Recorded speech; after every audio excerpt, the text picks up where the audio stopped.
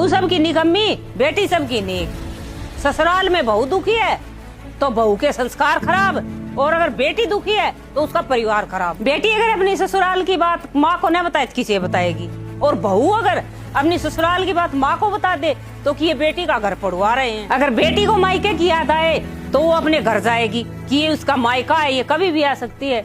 और अगर बहू अपने मायके जाने की कहे तो कि तुम शादीशुदा हो गई हो, अब अपने ससुराल पर ध्यान दो। अगर दामाद बेटी की परवाह करने वाला मिल जाए तो बिल्कुल भगवान मिल गया, और अगर बहू की परवाह बेटा करे तो वो बहू बेटे को अंगुलियों पे नचा रही है। अगर बेटी गलती कर दे तो वो बच्ची है, और अगर बहू गलती कर दे तो उसकी गलती का पूरे संसार को पता चलना चाहिए कि इसके माँ बाप ने कैसे संस्कार दिए इसको। अगर बेटी प्रेग्नेंट है तो वो जितना ज्यादा आराम करेगी उतना अच्छा, और अगर बहू प्रेग्नेंट है तो वो जितना ज्यादा काम करेगी उतना ही अच्छा है उसकी सेहत के लिए।